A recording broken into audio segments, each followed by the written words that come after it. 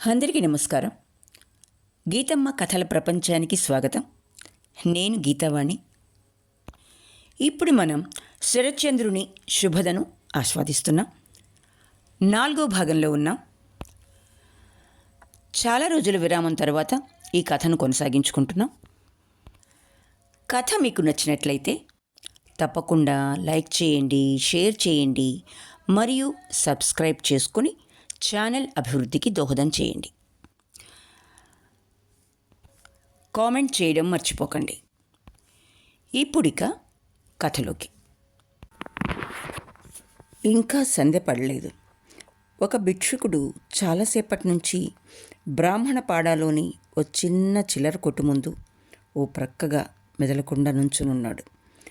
దుకాణం చాలా చిన్నది.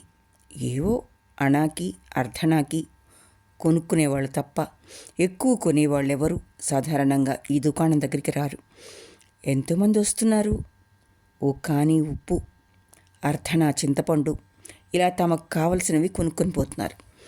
అలా కొంతసేపు గడిచిపోయింది.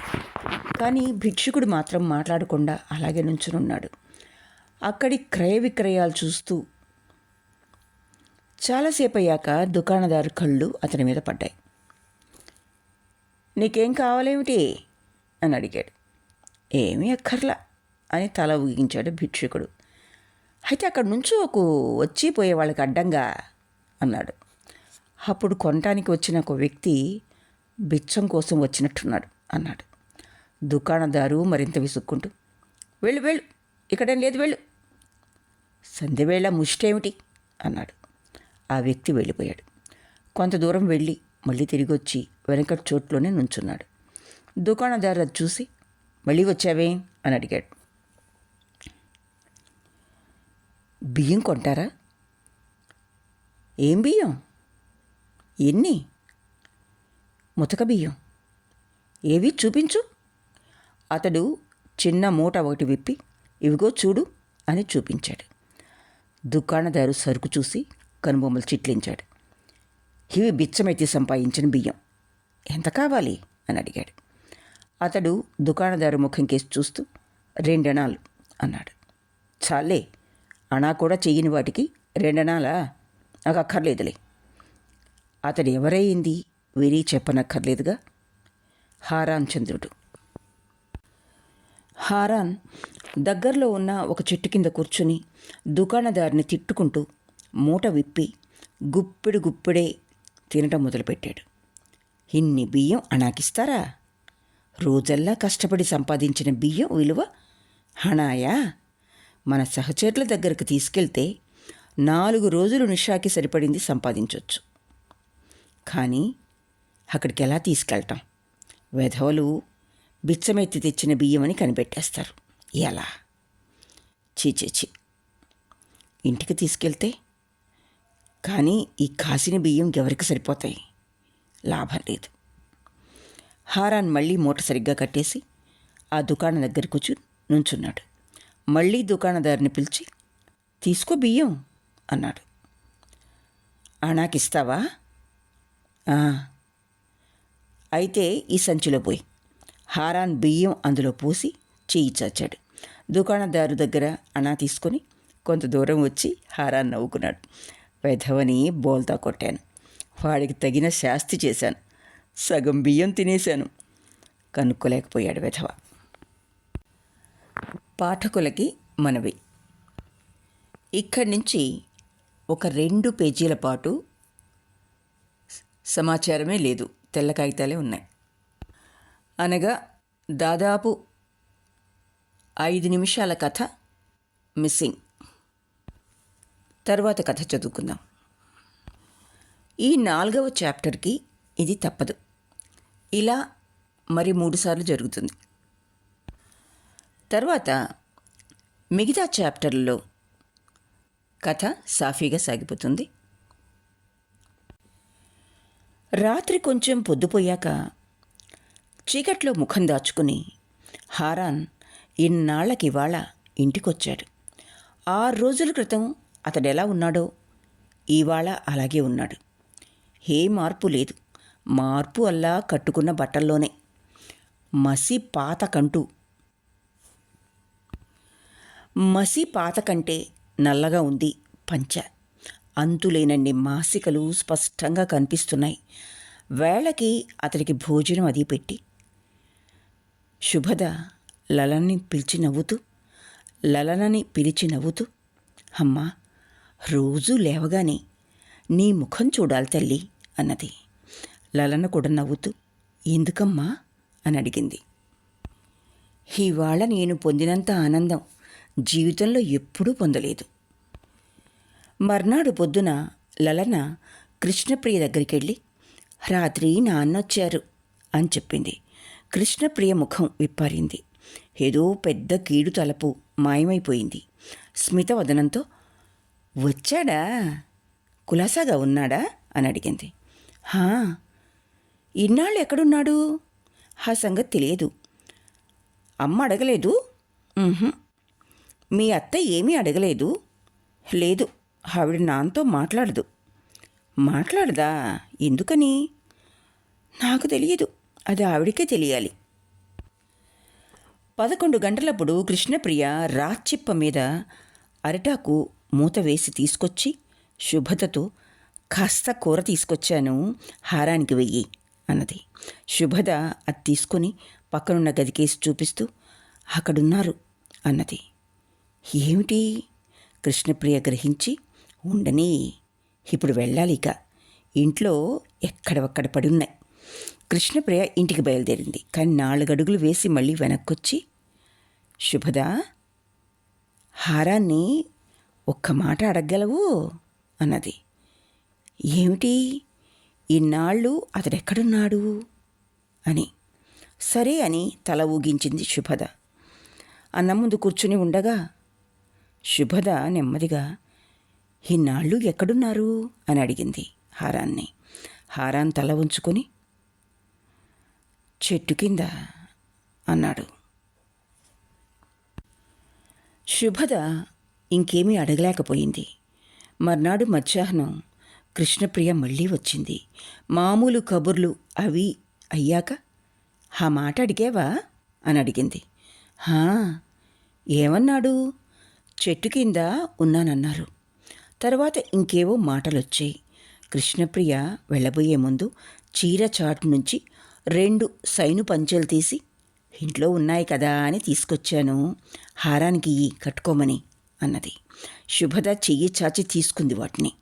కృష్ణప్రియ కాసేపు ఆమె ముఖం కేసి చూస్తూ ఊరుకొని నెమ్మదిగా చూడు, హారాన్ని గనక ఎవరిచ్చారు అని అడిగితే ఎవరి పేరైనా చెప్పు, నా పేరు మాత్రం చెప్పకు అన్నది. శుభద కొంచెం నవ్వి ఎందుకని? కృష్ణప్రియ కొంచెం తటపటాయిస్తూ ఊరికేనే అంది. ఒకవేళ చెబుతాననుకో? కృష్ణప్రియ కూడా పరిహాసంగా నన్ను వేధించిన దానివవుతావు అన్నది. మళ్ళీ 1-2 రోజులు గడిచిపోయాయి.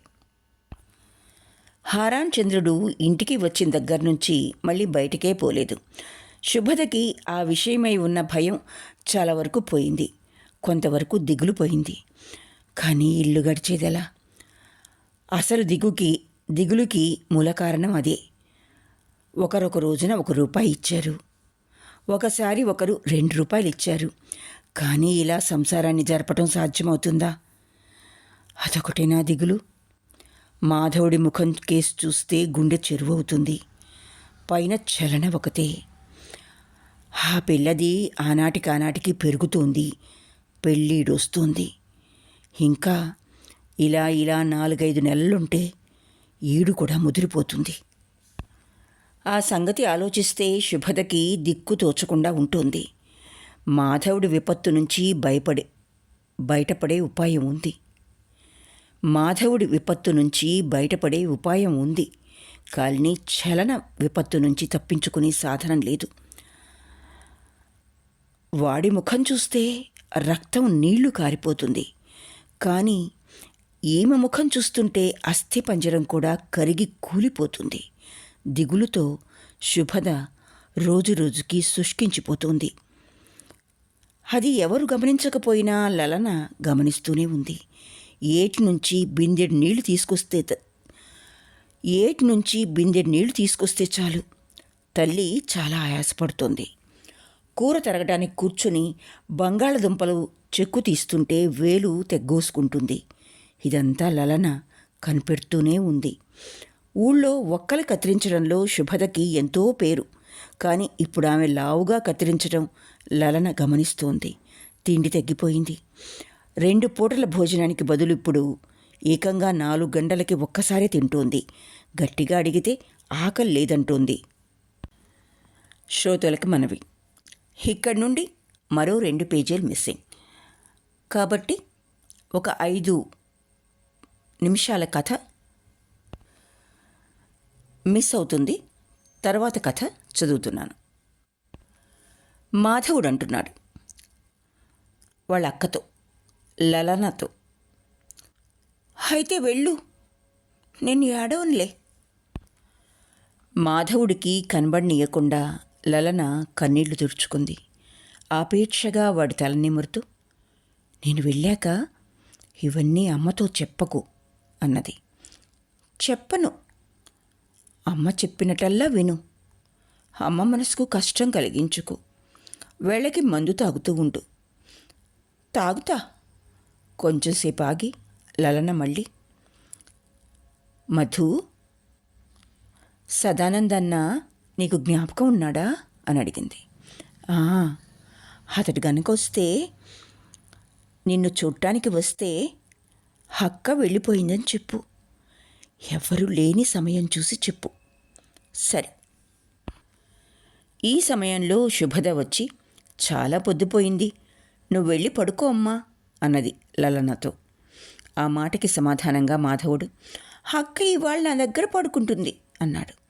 అక్కని విడిచిపెట్టడం మాధవుడికేమీ ఇష్టం లేదు.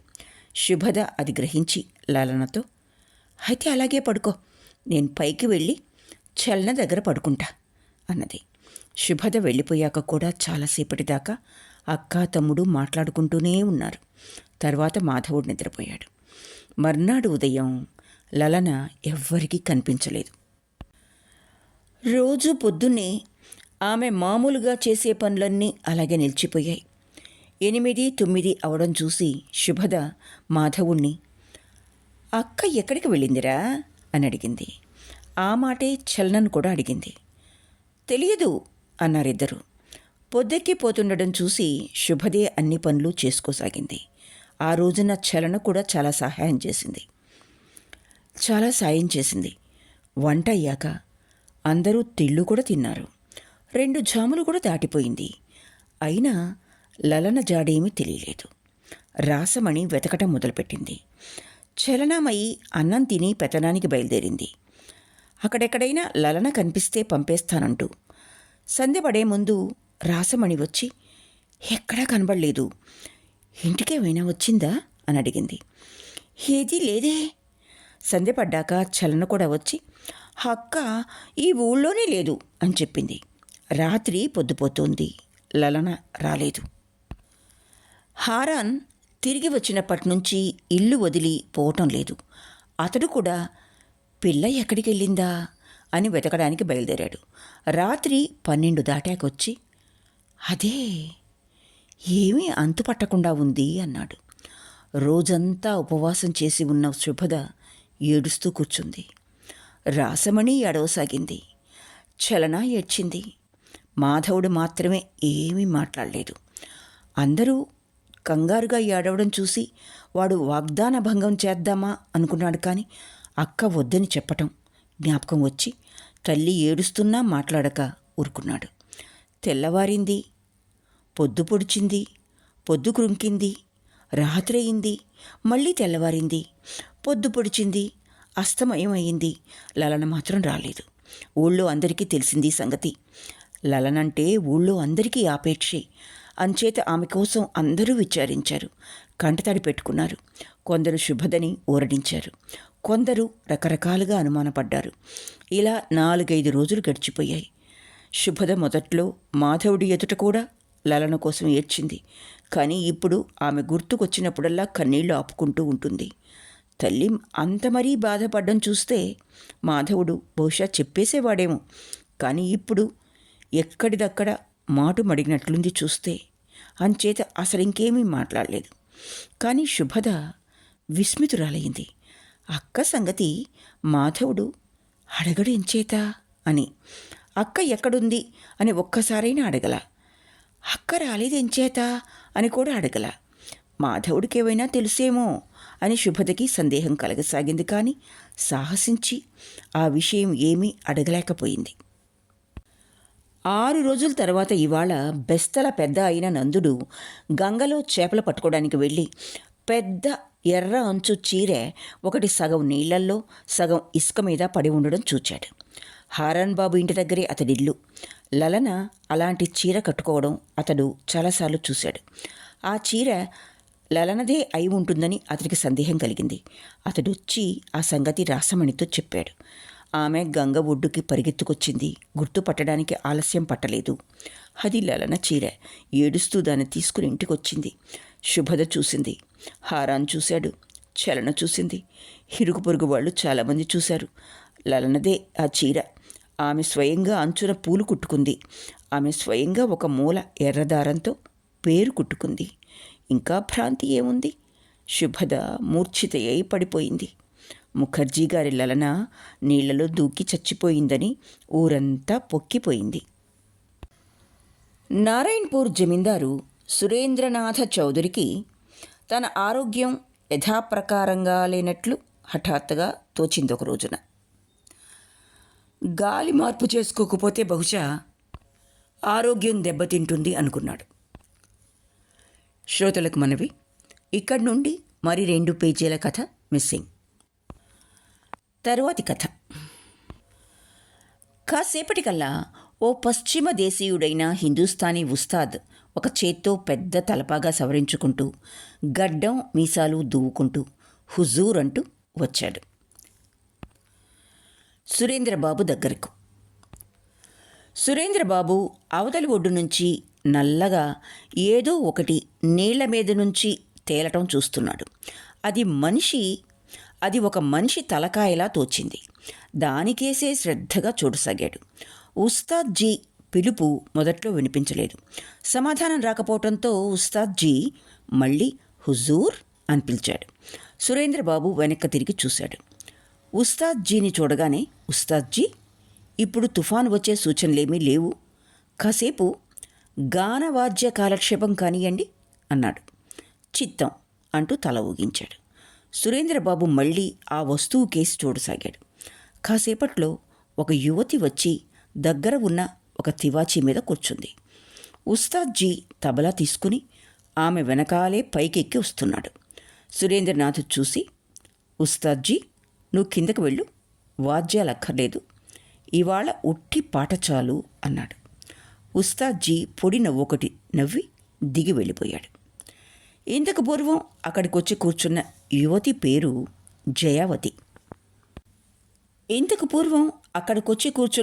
పేరు జయావతి. సుమారు 20 ఏళ్లుంటాయి ఆమెకి. మంచి పుష్టైన శరీరం, చూపులకు కూడా పర్వాలేదు. చాలా కాలం నుంచి సురేంద్రబాబు ఒద్దికలో ఉంటోంది. పెద్ద ముస్తాబది ఏం లేదు ఆమెకి. పెద్ద నల్ల అంచు చీర కట్టుకుని 2-3 నగలు పెట్టుకుని ఏదో సంసారపక్షపు యువతిలా నిరాడంబరంగా కూర్చునుంది. సురేంద్రబాబు ఆమె కేసు చూసి చిరునవ్వు నవ్వుతూ, జయ, ఇవాళ నువ్వేమిటి రోజంతా కనిపించలేదు అన్నాడు. తలనొప్పి మూలంగా పొద్దుట్నుంచి పడుకున్నాను. ఇప్పుడు తగ్గిందా? జయావతి చిన్న చిరునవ్వు నవ్వి, కొంచెం అన్నది. పాట పాడగలవా? జయావతి మళ్ళీ నవ్వింది. ఆజ్ఞ ఇవ్వండి. ఆజ్ఞ ఏమిటి? పాడాలని ఉంటే పాడు. జయావతి పాడటం మొదలుపెట్టింది. సురేంద్రబాబు అవతలి ఒడ్డు నుంచి వస్తున్న నల్లటి వస్తువు మీద దృష్టి నిలిపి పరధ్యానంగా పాట వింటున్నాడు. కొంచెం సేపయ్యాక జయావతి పాట పూర్తి కాకముందే, జయ, అది కదులుతూ ఉన్నట్లుంది కదూ అని అడిగాడు. జయావతి పాట ఆపి వచ్చి చూసి, అలాగే అనిపిస్తోంది అన్నది. అయితే నా టెలిస్కోప్తో చూస్తా. ఒరేయ్, కింద నుంచి నా టెలిస్కోప్ బాక్స్ తీసుకురారా. టెలిస్కోప్ వచ్చింది. పెట్టె తీసి దాంతో చాలాసేపు చూసి టెలిస్కోప్ మళ్ళీ పెట్టెలో పెట్టేసి లేచి నుంచున్నాడు. ఏమిటది అని అడిగింది జయావతి. ఒక మనిషి అని తోస్తోంది. తెలియదు, చూడాలి. ఓ మనిషిని ఎవరినైనా పంపరాదు? నేనే వెళ్తాను. అతడి అనుజ్ఞ ప్రకారం పల్లెకారి ఒకడు నౌకకి కట్టి ఉన్న ఒక నావని తీసుకుని వచ్చాడు. ఆ ఒడ్డుకు పద అన్నాడు సురేంద్రబాబు. నావ దగ్గరికి వచ్చేసరికి ఆనింజ సుందరి అయిన ఒక యువతి నీళ్లలో కంఠం లోతు వరకు దిగి కాలమేఘం లాంటి జుట్టుని నీళ్లపైకి వదిలి నుంచుని ఉండటం కనిపించింది. సురేంద్రబాబు ఇంకా దగ్గరకొచ్చాడు. అయినా ఆ స్త్రీ అక్కడి నుంచి కదలలేదు. కదిలే ప్రయత్నంలో కూడా ఉన్నట్లు కనిపించలేదు. నిశ్చలంగా ఎలా నుంచుని ఉన్నది అలాగే నుంచుని ఉంది. సురేంద్రబాబు కొంచెం తటపటాయిస్తూ, దగ్గరలో గ్రామం ఏదైనా ఉందా అని అడిగాడు. నాకు తెలియదు, బహుశా లేదనుకుంటా అన్నది ఆ స్త్రీ. అయితే నువ్వు ఇక్కడికి ఎక్కడి నుంచి వచ్చావు? స్త్రీ మెదలకుండా ఊరుకుంది. మీ ఇల్లు ఇక్కడికి దగ్గరేనా? చాలా దూరం. అయితే ఇక్కడెందుకున్నావు? మా పడవ మునిగింది. ఎప్పుడు? నిన్న రాత్రి. నీతో ఉన్నవాళ్ళెక్కడా? తెలియదు. నువ్వు ఇంతసేపటి నుంచి నీళ్లలో నుంచుని ఉన్నావు దేనికి? దగ్గరలో ఏదైనా ఊరు ఉన్నదేమో, ఎందుకు వెతకలా? ఆమె మళ్ళీ మౌనం వహించింది. జవాబు రాకపోవటంతో సురేంద్రబాబు మళ్ళీ, మీ ఇల్లు ఇక్కడికి ఎంత దూరంలో ఉంది అని అడిగాడు. 10-12 క్రోసుల దూరం ఉంటుంది ఇక్కడికి. ఎటువైపు అన్నది. సురేంద్రబాబు నౌక ఎటువైపుకు వెళ్తున్నదో అటు చూపించి, అటు ప్రక్క అన్నది. సురేంద్రబాబు కొంచెం ఆలోచించి, నేను అటువైపు వెళ్తున్నాను. మా నౌకలో ఆడవాళ్ళున్నారు. అభ్యంతరం ఏమీ లేకపోతే నాతో రావచ్చు. మీ ఇంటికి తీసుకెళ్ళి దిగబెడతాను అన్నాడు. శ్రోతలకు మనవి. మరి 2 పేజీలు మిస్సింగ్, చిట్ట చివరివి. ఇక తర్వాత అంతరాయం ఉండదు. కొంచెం సేపయ్యాక నౌకరొచ్చి గదిలోకి రండి అని పిలిచాడు. సురేంద్రబాబు ఆలస్యం చేయకుండా గదిలోకి వచ్చేశాడు. కింద తివాచీ మీద తల వంచుకుని కూర్చుని ఉన్నది మాలతి. జయావతి కూడా పక్కనే నుంచుని ఉంది. కానీ సురేంద్రబాబు రాగానే జయావతి వెళ్ళిపోయింది. తాను అక్కడ ఉండటం అడ్డంకి కావచ్చు, అన్ని సంగతులు అడగడానికి వీలు కాకపోవచ్చు అని ఆమె అక్కడి నుంచి తప్పుకొని వెళ్ళిపోయింది. కానీ చాటున దాక్కుందో లేదో, అన్ని సంగతులు తెలుసుకోవాలనే కుతూహలం ఉందో లేదో చెప్పలేం. సురేంద్రబాబు ఓ పడక కుర్చీలోకొచ్చి కూర్చున్నాడు. మాట్లాడకుండా మాలతి ముఖం కేసి చూస్తూ ఊరుకున్నాడు చాలాసేపు. ముఖం చాలా వాడి ఉంది, విచారంగా ఉంది. కానీ చాలా మనోమోహనంగా తోచింది. చక్కని రంగు, సౌష్ఠవమైన శరీరం. ఇంతటి సౌందర్యవతిని తానిది వరకు ఎక్కడా చూడలేదనిపించింది అతడికి. వితంతువు. ఏ జాతి? సురేంద్రబాబు నోరు తెరిచి, మీ నాన్న పేరేమిటి అని అడిగారు. హారాన్ చంద్ర ముఖర్జీ. ఆయన ఇంటి వద్దే ఉన్నారా? మాలతి కొంచెం ఆలోచించి, ఆయన లేరు అన్నది. ఆమె తండ్రి చనిపోయి ఉంటాడని సురేంద్రబాబు భావించాడు. ఇంటి దగ్గర ఇంకెవరున్నారు? ఈసారి మాలతి చాలాసేపు మౌనం వహించింది. తరువాత మెల్లగా, ఎవరూ లేరనుకుంటా అన్నది. ఇన్నాళ్ళు ఎక్కడున్నావు? అక్కడే ఉన్నాం. కానీ మేమంతా సాగర యాత్ర బయలుదేరాం. మార్గమధ్యంలో పడవ మునిగిపోయింది. మీ అత్తవారిల్లెక్కడా? కాశీపాడాలో. అక్కడ మీకెవరున్నారు? ఎవరైనా ఉన్నారేమో, కానీ ఎవరిని ఎరుగను నేను. ఎప్పుడూ అక్కడికి వెళ్ళలేదు. వివాహం అప్పుడు ఒక్కసారి మాత్రం వెళ్ళాను.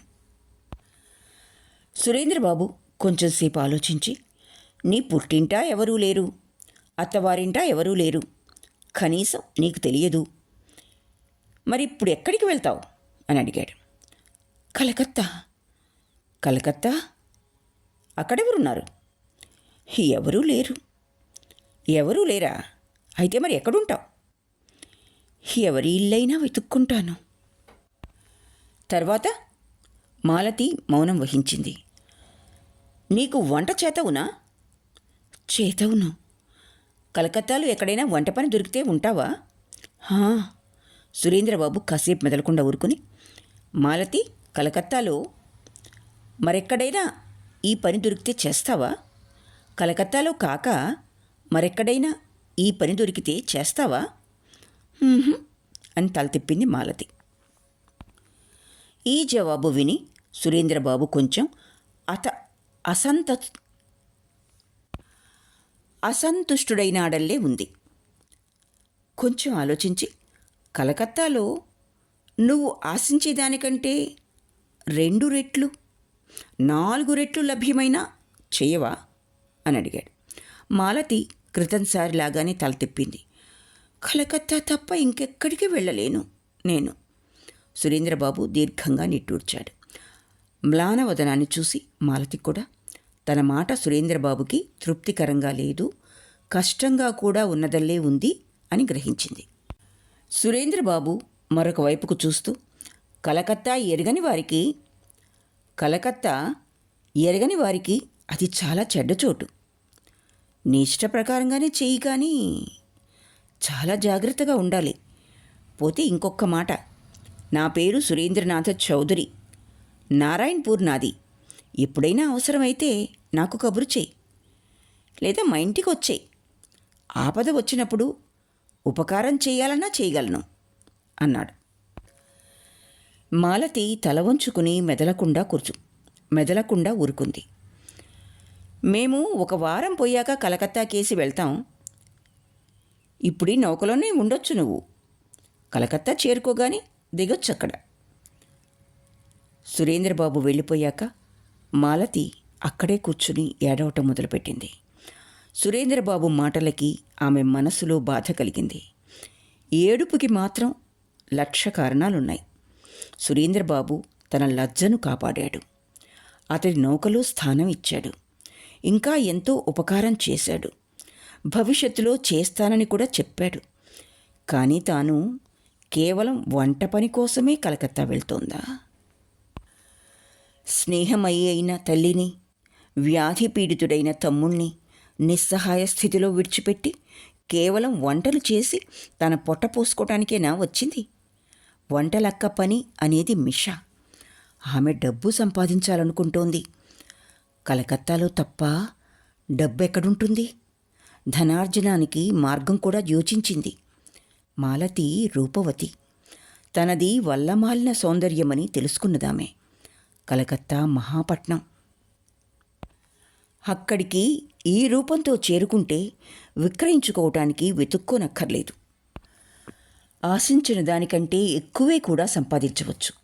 అంచేత కలకత్తా వెళ్ళాలని గట్టిగా నిర్ణయించుకుంది. అక్కడ తనకి ఆధారం ఉంటుంది. దరిద్రం పోయి ధనవంతురాలవుతుంది తాను. ఇన్నాళ్ళు కష్టంగా గడుస్తున్న జీవితం ఇక సుఖంగా గడుస్తుంది. అయినా మాలతి మరి ఎందుకు ఏడుస్తుంది? మనకు తెలియదు. ఆ సంగతి ఆమెకే తెలియాలి. మర్నాడు హాలూద్పూర్ గ్రామం దిగువ నుంచి ప్రయాణం సాగిస్తోంది నావ, ఓడ. మాలతి కిటికీ తలుపులు తెరుచుకుని రేవు గీసి చూడసాగింది. రేవులో జనం ఎవ్వరూ లేరు. ఏ ఆశతో అటు చూడసాగిందో అది నెరవేరలేదు. నౌక ఊరు వదిలి దూరంగా వెళ్ళింది. మాలతి కిటికీ తలుపులు మూసి ఏడుస్తూ కూర్చుంది. జయావతి దగ్గరకొచ్చి కూర్చుంది. కళ్ళు తుడిచి ఆప్యాయతతో, ఏడ్చినందువల్ల ఏమిటి లాభం సోదరి? వారికి ఆయుస్సు తీరిపోయింది కనుక గంగ వారిని తన ఒడిలోకి తీసుకుంది అన్నది. నౌక మునిగిపోయి చనిపోయిన వారి కోసమై మాలతి ఏడుస్తోంది అనుకున్నది జయావతి. ఆమె కళ్ళు తుడుచుకుని లేచి కూర్చుంది. జయావతి మాలతి కంటే వయసులో పెద్దది. మాలతి అంటే ఆపేక్షగా ఉంటోంది. ఆమెని సోదరిలా చూస్తోంది. ముఖ్యంగా ఆమె కలకత్తాలో దిగిపోతుందని తెలిసినప్పటి నుంచి ఆ ఆపేక్ష మరింత ఎక్కువైంది. మాలతి లేచి కూర్చోగానే ఆమెకి ఆ కబుర్లు ఈ కబుర్లు చెప్పి మరిపించడానికి ప్రయత్నించసాగింది. కాశీలో మరణం లభిస్తే శివ సాయుధ్యం లభిస్తుందని హిందువుల విశ్వాసం. అంచేత సదానందుడి మేనత్త కాశీ వెళ్ళింది. మళ్ళీ తిరిగి రాలేదు. పుణ్యవతి అయిన మేనత్త శరీరాన్ని గంగానది తీరంలో దహనం చేసి ఆమెకి శివలోక ప్రాప్తి కలిగే అవకాశాన్ని కలిగించి సదానందుడు హాలూద్పూర్ తిరిగి వచ్చాడు. రాత్రి పొద్దుపోయాక తన శూన్య గృహానికి వచ్చి సదానందుడు 2 మెతుకులు వండుకొని తిన్నాడు. అప్పుడే హారాన్ బాబు ఇంటికి వెళ్ళి సంగతులన్నీ తెలుసుకుని రావాలని అనుకున్నాడు. కానీ అంత రాత్రి వేళ కలుసుకోవటం వీలు పడదని పక్క వేసుకుని పడుకున్నాడు. అతడికి కాశీలో ఉండగానే హారాన్ దుస్థితి సంగతి, శుభద దురదృష్టం సంగతి, లలన దౌర్భాగ్యం సంగతులే జ్ఞాపకం వచ్చేవి. వ్యాధి పీడిత అయిన మేనత్తకి పరిచర్యలు చేస్తూ కంగారులో ఉన్న సదానందుడు వాళ్ళ సంగతుల్ని మర్చిపోలేకపోయాడు. మధ్యలో ఒకసారి ఉత్తరం రాసి సంగతులు తెలుసుకున్నాడు. ఆ తర్వాత అటూ ఇటూ ఉత్తరాలు నడవలేదు. అంచేత నెల్లాళ్ల ఈ మధ్య జరిగిన సంగతులే తెలియవు. స్వగ్రామానికి తిరిగి వచ్చాక అతడికి ఆ సంగతులన్నీ గుర్తుకు రాసాగాయి. రాత్రి పొద్దుపోయే వరకు నిద్రపోకుండా ఉండి వసారలోకి వచ్చి నుంచుని శూన్యంలోకి చూస్తూ మేఘాల్లో పద్మాలు వికసిస్తాయా లేదా అని ఆలోచించసాగాడు. మట్టి లేందే పద్మాలు మొలవవు అన్నది లలన. ఆ మాట నిజమవునా కాదా? మేఘాల్లో పద్మాలు పుట్టవు అని చెప్పిందే లలన. ఆ సంగతి ఆమెకి ఎలా తెలిసింది? ఏమైనా కానీ రాత్రికి చివరికి నిద్రపోయే ముందు మేఘాల్లో పద్మాలు పుడతాయి, కానీ అట్టే రోజులు ఉండవు, బహుశా వాడిపోవచ్చు, వాడిపోతూ ఉంటాయి అని నిర్ధారణ చేసుకున్నాడు. మర్నాడు శ్రీమాన్ సదానంద చక్రవర్తి పూలు, బిల్వపత్రాలు, విశ్వేశ్వర ప్రసాదం అవి తీసుకుని సరాసరి హారాన్ బాబు ఇంటికి వచ్చాడు. రాగానే ముందు ఎదురుగా శుభద కనిపించింది. శుభద వాకిలి తుడుస్తోంది. చీపురు కింద పడేసి అవగుంఠను సర్దుకుని శుభద ఎంతో వాత్సల్యంగా, ఎప్పుడు వచ్చావు సదానంద్ అని అడిగింది. నిన్న రాత్రి. అంతా బాగున్నారా? సదానందుడు విచారంగా చిరునవ్వు నవ్వి, అందరూ అంటే అత్త ఒకతేగా, ఆమెకు కాశీలో సిద్ధి లభించింది అన్నాడు. శుభదకి ఆ మాట సరిగ్గా అర్థం కాల. ఏం లభించింది? అత్త కాశీలో కన్నుమూసింది. శుభదకి సంగతి తెలియదు. ఆమెకు ఒక దుఃఖంలో మరొక దుఃఖం వచ్చి కలిసింది. శుభద ఏడవసాగింది. చాలాసేపు అయ్యాక, లలన కూడా లేదు నాయనా. సదానందుడు విస్మితుడయి, లేదు, ఎక్కడికి వెళ్ళింది అని అడిగాడు. శుభద ఏడుస్తూనే, ఎక్కడికి వెళ్తుంది? ఇంట్లో కష్టాలు సహించలేక ఆత్మహత్య చేసుకుంది. 5 రోజులు దాటాక గంగ ఒడ్డున అది కట్టుకున్న చీర దొరికింది అంటూ వెక్కి వెక్కి ఏడ్చింది. సదానందుడు కళ్ళు తుడుచుకున్నాడు. 2-3 కన్నీటి చుక్కలు అంతే. తర్వాత శుభద ఏడుపు మానే వరకు అలాగే కూర్చున్నాడు నిశ్చలంగా. ఆమె ఏడుపు మానాక, ఏమైనా చెప్పి వెళ్ళిందా అని అడిగాడు. ఏమీ చెప్పలా. హారాన్ బాబాయ్ ఎక్కడున్నారు? శుభద కన్నీళ్లు తుడుచుకుంటూ, తెలియదు, అప్పుడప్పుడు మాత్రం ఇంటికి వస్తూ ఉంటారు అన్నది. ఆయన ఏం చేస్తున్నారు ఇప్పుడు? అది తెలియదు. మాధవుడు ఎలా ఉన్నాడు? ఇది వరకులాగానే. తక్కిన వాళ్ళంతా బాగానే ఉన్నారు. సదానందుడు లేవబోతుంటే, అక్కడ నీకు ఎవరు వండి పెడుతున్నారు అని అడిగింది శుభద. నేనే వండుకుంటున్నా. శుభద కొంచెం ఆలోచించి, ఇక్కడికి వచ్చి తినరాదు అన్నది. ఎందుకు తినకూడదు? కానీ అంత అవసరమే ఉంది. నాకు వంట చేసుకోవడం కష్టం కాదు. కాకపోని ఇక్కడే తింటూ ఉండు. సదానందుడు కొంచెం ఆలోచించి, కానీ ఇవాళ మాత్రం కాదు, ఇవాళ అత్తకి తర్పణం వదలాలి అన్నాడు. అది చెయ్యవలసిందే అనుకుంది శుభద. అంచేత ఇంకేమీ మాట్లాడలేదు. సదానంద్ ఇంటికొచ్చి గది తలుపులు వేసి కింద పడుకున్నాడు. 8 గంటలయిందప్పుడు. అక్కడి నుంచి మళ్ళీ లేచేసరికి రాత్రి 8 అయింది. వెన్నెల రాత్రి. సదానందుడు బయటికొచ్చి తోట ఒకటి దాటి శారదాచరణుడి ఇంటి వెనక వైపు కిటికీ దగ్గరకు వచ్చి చాలాసేపు నుంచున్నాడు. నుంచుని శారదా అని పిలిచాడు. శారదుడు లోపలే ఉన్నాడు. సదానందుడి పిలుపు విన్నాడు. కిటికీ దగ్గరకు వచ్చి, ఎవరు అని అడిగాడు. నేను అన్నాడు సదానందుడు. ఎవరు సదానంద్? ఎప్పుడొచ్చావు? నిన్న రాత్రి. ఇటెందుకు? పద, చావిట్లోకి పోయి కూర్చుందాం. అటు రాను, నువ్వేరా ఇక్కడికి. శారదాచరణుడు దగ్గరికి రాగానే, లలన చనిపోయింది తెలుసా? శారదాచరణుడు విషణ్ణ ముఖంతో తెలుసు అన్నాడు. ఎందుకు చచ్చిపోయిందో ఏవైనా తెలుసుకున్నావా? లేదు, అయినా బహుశా సాంసారికమైన కష్టాల మూలంగా ఆత్మహత్య చేసుకున్నది అనుకుంటా. సదానందుడు అతడి కేసి తీక్షణంగా చూస్తూ, ఇంకేమీ తెలియదా అని అడిగాడు. ఏమీ తెలియదు. సదానందుడు మరింత తీక్షణంగా చూస్తూ, నువ్వు పాషండుడివి. సాంసారికమైన బాధ మూలంగా ఒకరు చచ్చిపోతుంటే నువ్వు ఎదురుగా ఉండి కాస్త సహాయం కూడా చేయలేకపోయావు కదూ అన్నాడు. సదానందుడి ధోరణి అది చూసి శారదాచరణుడు కొంచెం సంకుచితుడైనాడు. దానికి కారణం కూడా ఉంది. అతను సదానందుడు బాల్య స్నేహితులు. ఒకరి సంగతులు ఒకరికి తెలుసు. శారదుని చిన్ననాటి సంగతులన్నీ సదానందుడికి తెలుసు. అంచేత 4 మాటలు అడగటానికి సదానందుడు వచ్చాడా అంటే కాదు. సదానందుడు అలాంటివాడు కాదు. శారదుడు మరొక రకంగా అనుకున్నాడు. అతడు అందుకే వచ్చాడనుకున్నాడు శారదుడు. అంచేత కొంచెం వెనక ముందు ఆలోచించి, సదానంద్, అప్పటి సంగతులన్నిటి వల్ల ఇప్పుడేమిటి లాభం? అదీగాక మా నాన్న ఇంకా జీవించి ఉన్నాడు. ఆయన ఉండగా నాకు మనసులో ఉద్దేశం ఉన్నా వారికి ఎలా సహాయం చేయగలను ఆలోచించు. అయినా పైగా ఆమె నాతో ఏమీ చెప్పలేదు అన్నాడు. సదానందుడు విస్మితుడైనాడు. ఏమీ చెప్పలేదు? ఏమీ అడగడానికి రాలేదు? ఇటీవల రాలా, చాలా రోజుల క్రితం వచ్చింది ఒకసారి. దేనికి? ఎక్కడికి? చెబుతా. ఇంచుమించు నెల్లాళ్ల క్రితం రాత్రి పొద్దుపోయాక శివాలయంలోకి రమ్మని కోరింది. వెళ్ళటం ఇష్టం లేకపోయినా వెళ్ళాను. సదానందుడు రుద్ధ కంఠంతో, వెళ్ళటం ఇష్టం లేదు అని అడిగాడు. శారదుడు మ్లానభావంతో, ఇంకెందుకు భాయి అన్నాడు. సదానందుడు ఆ మాట వినిపించుకోలేదు. తరువాత అన్నాడు. తరువాత పెళ్లి చేసుకోమని కోరింది. ఎవరిని? తనని. తననా? లలనా? ఏమిటి నువ్వనేది? శారదుడు తన చిన్ననాటి సంగతి తలపుకు తెచ్చుకొని చాలా లజ్జితుడయ్యాడు. నేనేం చెయ్యను చెప్పు. నాన్న ఇంకా సజీవుడై ఉన్నాడు.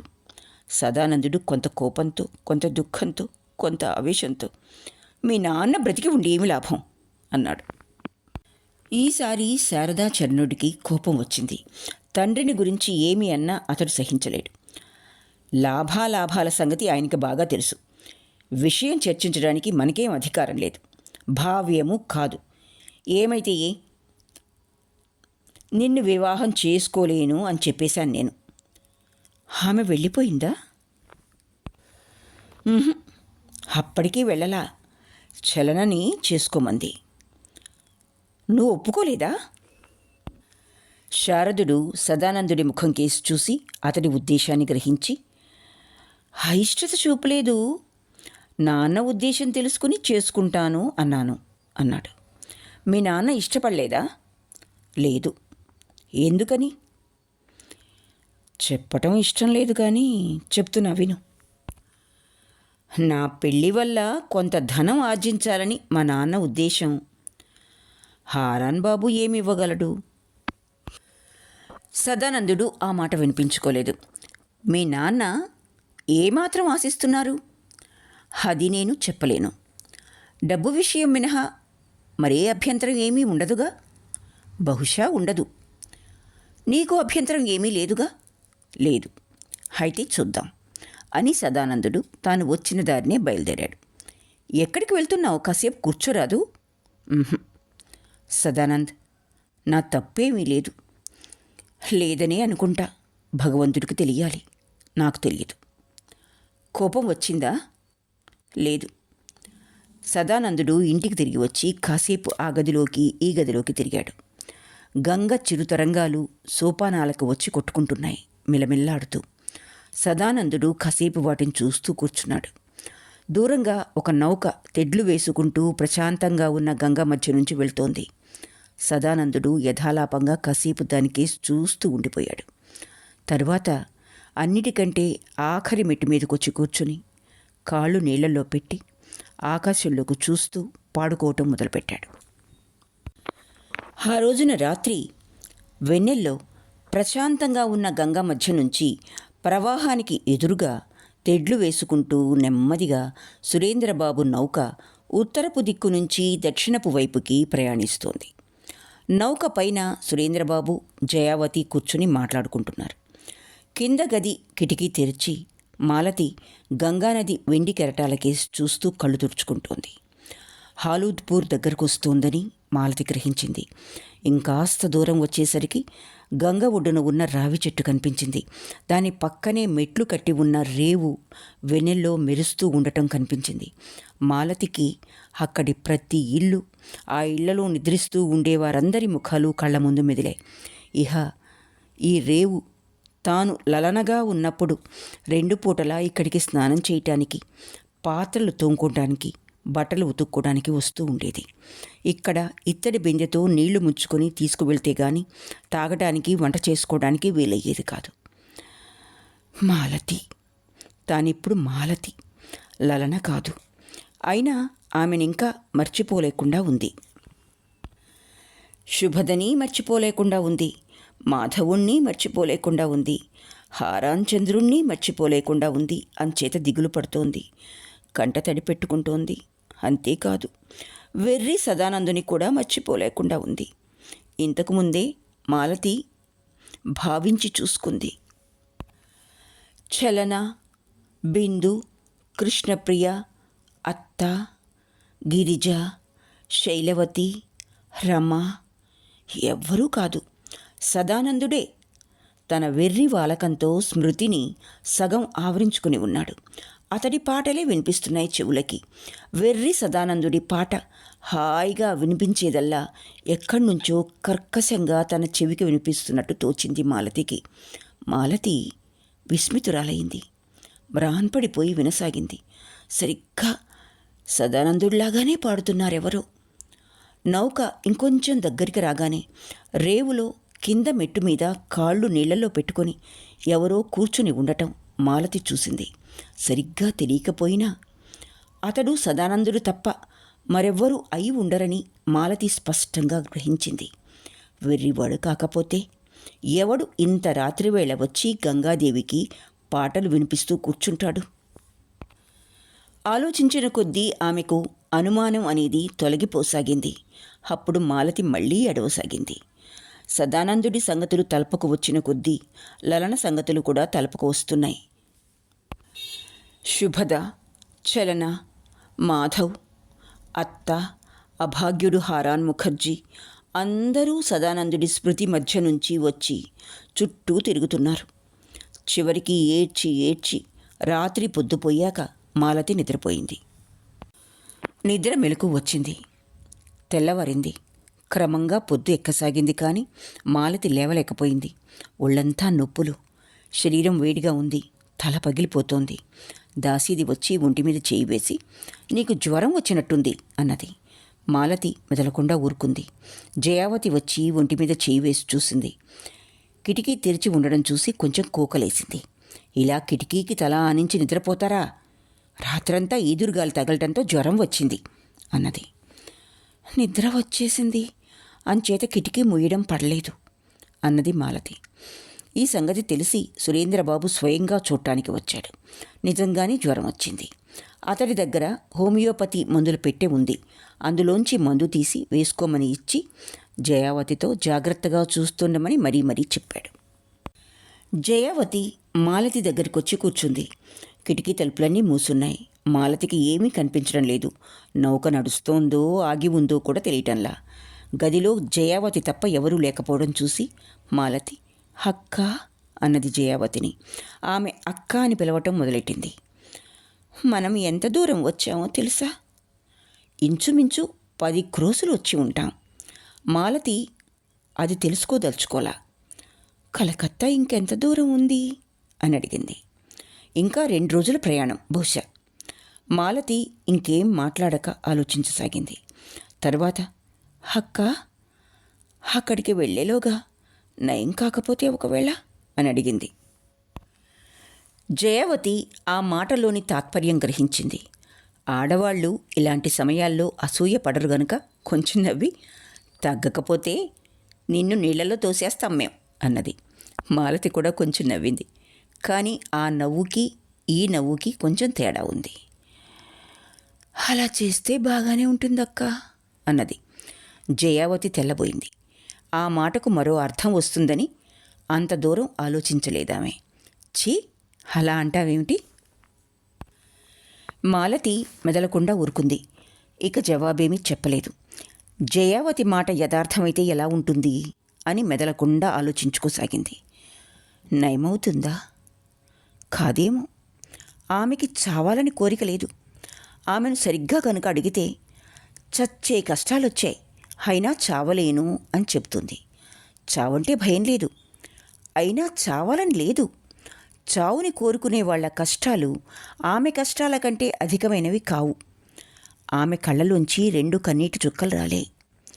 జయావతి ఆపేక్షతో ఆమె కన్నీళ్లు తుడిచి, బెంగ ఎందుకు చెల్లి? తూర్పుగాలి కొట్టి కొంచెం జ్వరం తగిలితే దానికి బెంగ పెట్టుకోవాలా అని తర్వాత కొంచెం ఆలోచించి తాపీగా, ఒకవేళ అలా గనుకైనా ఉపాయం ఉంది. కలకత్తా దగ్గరకొచ్చింది. అక్కడ డాక్టర్లకి వైద్యులకి ఏం లోటు అన్నది. లోటేమీ లేదు, అవసరమూ ఏమీ లేదు. నౌక కలకత్తా చేరుకున్న రోజున మాలతికి జ్వరం లేదు. కానీ చాలా నీరసంగా ఉంది. ఆహారం ఏమీ తీసుకోకుండా ఉంది. నౌకని కలకత్తాకి కొంచెం అవతల ఒడ్డున లంగర్ వేయించారు. గది కిటికీ తెరిచుంది. మాలతి ముఖం బయటికి పెట్టి పెద్ద పెద్ద ఓడల్ని మేడల్ని చూసింది. మాలతికి భయం వేయసాగింది. ఇదేం కలకత్తా? అలా అయితే ఇంత గందరగోళంలో హడావిడిలో ఎవరు వినిపించుకుంటారు తన మాట? ఇంత కోలాహలంగా ఉండే నగరంలో ఎవరిని చూడటానికి అవకాశం లభిస్తుంది తనకి? కానీ అలా వెళ్ళలేదు. తాను వెళ్ళి తీరాల్సిందే.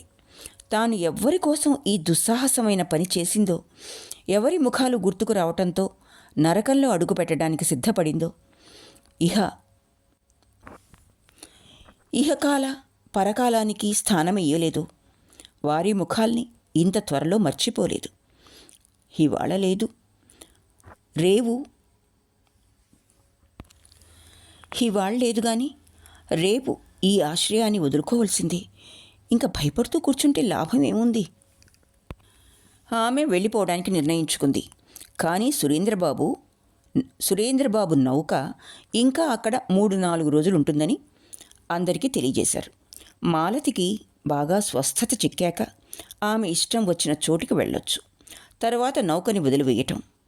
ఈ మాట విని మాలతి అతడికి మనసులో ఎన్నో ధన్యవాదాలు అర్పించుకుంది. ఆమె అసలు ఇదే కోరుకుంటోంది. ఎంచేతంటే ఎంత అవసరమైనా కానీ ఎవరికైనా చటుక్కున ఆశ్రయాన్ని వదులుకొని నిరాశ్రయంలోకి వెళ్ళటానికి మనసు ఒప్పదు కదా. ఇంతకు ముందే ఈ విషయమై తనలో తాను యుద్ధం చేసుకుంది. ఇప్పుడు నిట్టూర్చి సమాధానపరుచుకోవడానికి అవకాశాన్ని కలిగించుకుంది. మర్నాడు మధ్యాహ్నం జయావతి కలకత్తా తిరిగి రావటానికి నిశ్చయించుకుంది. చిన్న నావని బండిని ఏర్పాటు చేశానని నౌకరొచ్చి చెప్పాడు. జయావతి సురేంద్రబాబుని తనతో రమ్మని ఎంతో బతిమాలుకుంది. కానీ అందుకతడు సుతరాము అంగీకరించలేదు. మాలతి వెళ్లాలని అనుకుంది. కానీ అతడు వద్దని ఆమెను ఆపివేశాడు. ఒంట్లో బాగాలేదు, మళ్ళీ జ్వరం రావచ్చును అని చెప్పి. అప్పుడిక గత్యంతరం లేక జయావతి దాసీని నౌకర్ని వెంట పెట్టుకుని ఒక్కతే కలకత్తా తిరిగి రావటానికి వెళ్ళింది. మాలతి గదిలో పడుకుని ఉంది. సురేంద్రబాబు తలుపు తోసుకుని లోపలికొచ్చాడు. మాలతి సంకుచితురాలై లేచి కూర్చుంది. సురేంద్రబాబు కొంచెం ఎడంగా కూర్చున్నాడు. చాలాసేపు ఇలా గడిచిపోయింది. అతడు ఏదో చెప్పాలని అనుకుని వచ్చాడు లోపలికి. కానీ చెప్పడానికి ధైర్యం చేయలేకపోయాడు. చాలాసేపు అయ్యాక కొంచెం వెనక ముందడుతూ, నువ్వు ఇక్కడే ఖచ్చితంగా దిగిపోతావా అని అడిగాడు. అని తల ఊగించింది మాలతి. బాగా ఆలోచించుకుని చూసుకున్నావా? చూసుకున్నాను. ఎక్కడికి వెళ్తావు? అది తెలియదు.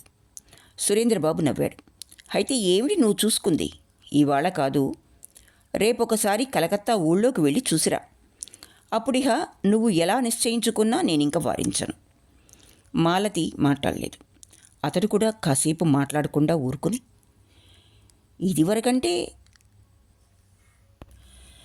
ఇదివరకటి కంటే మ్లానంగా, నీకంటే నేను ఎక్కువ ఆలోచించి చూశాను. నువ్వు బ్రాహ్మణ యువతివి, నీచ కార్యాలు చెయ్యలేవు.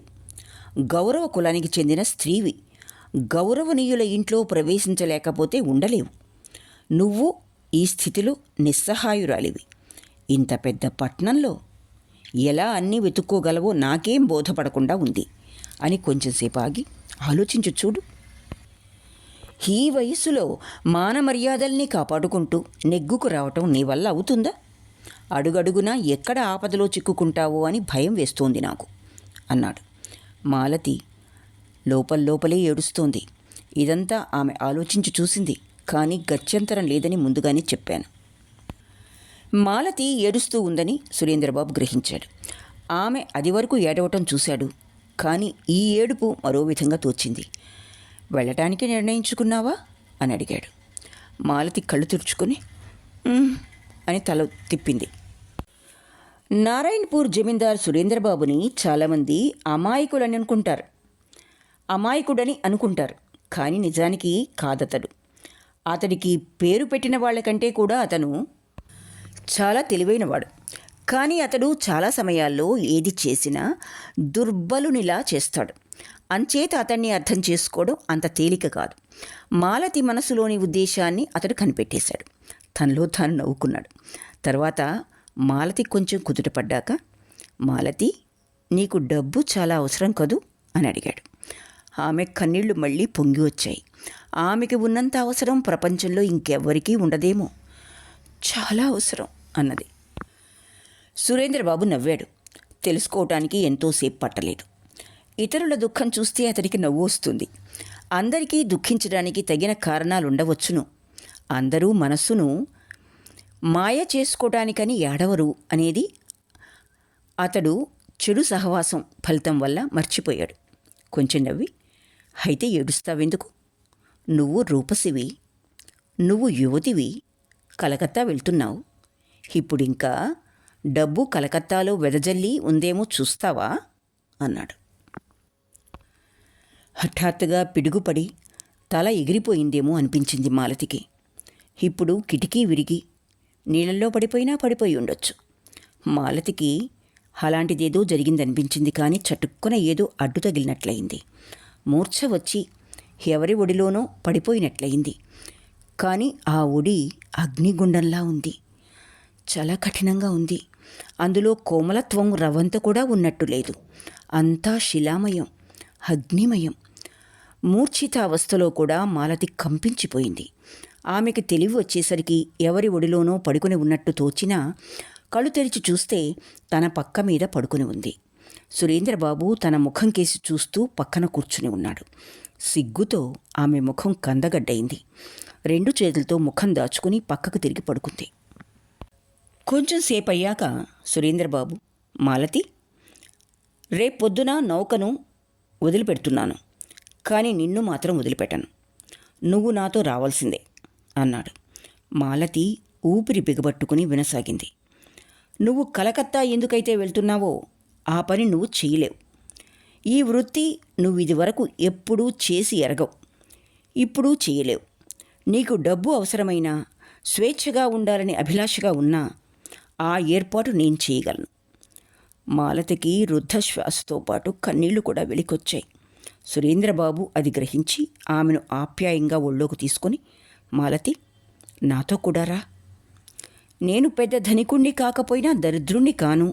నీ ఖర్చుని తేలిగ్గా భరించగలను.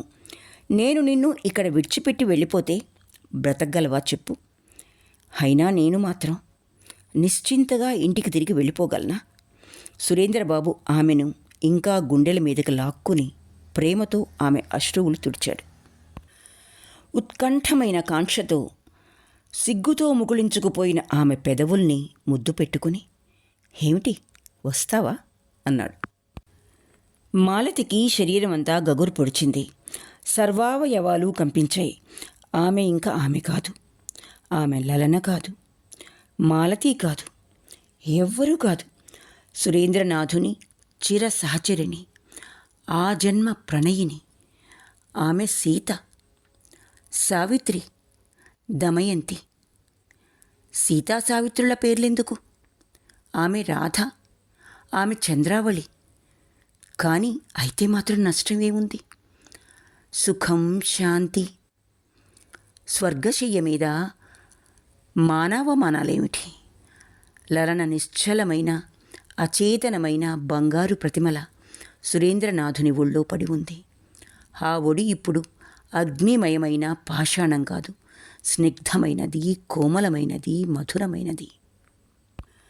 తానిన్నాళ్ళు శాపగ్రస్తయ్యి ఉన్నట్లు, తిరిగి మళ్ళీ ఇప్పుడు స్వర్గానికి చేరుకున్నట్లు, పోగొట్టుకున్న ధనాన్ని ఇన్నాళ్లకి తిరిగి పొందగలిగినట్లు తోచింది లలనకు. సురేంద్రనాథుడు మళ్ళీ ఆమె పెదవుల్ని చుంబించాడు. పాపపు ప్రథమ సోపానం మీదకు దిగి ఆత్మ విస్మృతయ్యి లలనాదేవి స్వర్గ సుఖాన్ని అనుభవించింది. సూర్యుడు అస్తమిస్తున్నాడు. అప్పుడు కిటికీ సందుల్లోంచి ఆ పాపపు దృశ్యాన్ని తిలకిస్తూ అస్తోన్ముఖ సూర్యుని అరుణ కిరణ కాంతులు పడి లలన ముఖం మరింత మనోహరంగా భాసించింది సురేంద్రనాథుడికి. అతడు మరింత ఉద్రేకంలో, మరింత లాలసతో మళ్ళీ మళ్ళీ ఆమె ముఖాన్ని ముద్దు పెట్టుకుంటూ, మాలతి, వస్తావా అని అడిగాడు. వస్తాను. సురేంద్రనాథుడు ఉన్మత్తుడయ్యాడు. అయితే పద, ఇప్పుడే వెళ్దాం. కానీ అక్క ఎవరు? మీ భార్య. సురేంద్రనాథుడు గతుక్కుమన్నాడు. కంపించిపోతూ, నా భార్య? ఆమె మరణించి చాలా కాలమైంది అన్నాడు. జయావతి. సురేంద్రనాథుడు పొడినవ్వు నవ్వి, జయ నా భార్య కాదు, ఆమెను నేను వివాహం చేసుకోలేదు అన్నాడు. అయితే మరి?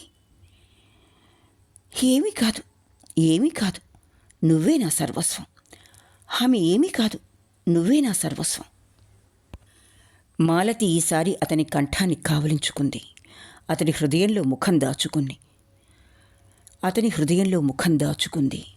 ముక్త కంఠంతో, నేను మీ చరణదాసిని, నన్ను పరిత్యజించకండి అన్నది. ఎన్నడూ త్యజించను. అయితే నన్ను తీసుకెళ్ళండి. పద. ఇవాళేనా? ఇప్పుడే. ఈ సమయంలో బయట పెద్ద గందరగోళం వినిపించింది. పట్టుకో, తప్పించుకో, అయ్యో, పొయ్యే, మునిగిపోయే, అయ్యో అంటూ కేకలు వినిపించాయి. సురేంద్రనాథుడు బయటకు పరిగెత్తుకొచ్చాడు. అతడితో పాటు మాలతి కూడా బయటకొచ్చింది. ఈ ఒడ్డున ఆ ఒడ్డున 4 వైపులా పల్లెకారులు, కూలీలు పోగై అరుస్తున్నారు. దూరంగా ఇంచుమించు నది మధ్యలో చిన్న నావ ఒకటి స్టీమర్కి కొట్టుకుంటూ మెల్లిగా మునిగిపోతూ ఉండడం సురేంద్రనాథుడు చూశాడు. రెప్పపాట్లో గ్రహించాడు. సురేంద్రనాథుడు ఏమి జరిగింది? అందులో నా జయ ఉంది అని అరిచాడు. అరుస్తూనే నీళ్లలోకి దుముకుపోయాడు. కానీ ప్రక్కన ఉన్న మాలతి పట్టుకుంది. సురేంద్రనాథుడు పిచ్చివానిలా కంగారు పడిపోతూ, పట్టుకోండి, నా జయ పోతోంది అని అరిచాడు. అంతలో ఆ చిన్న నావ కాస్త ఆ స్టీమర్ అడుగున మునిగిపోయింది. దాంతోపాటు సురేంద్రనాథుడు నౌకర్ల చేతుల్లో మూర్ఛితుడైపోయాడు. ఇక్కడితో శరత్చంద్ర చట్టోపాధ్యాయ విరచిత శుభద 4వ భాగం పూర్తి అయింది. కథ కొనసాగుతుంది. ఆలకించినందుకు ధన్యవాదాలు.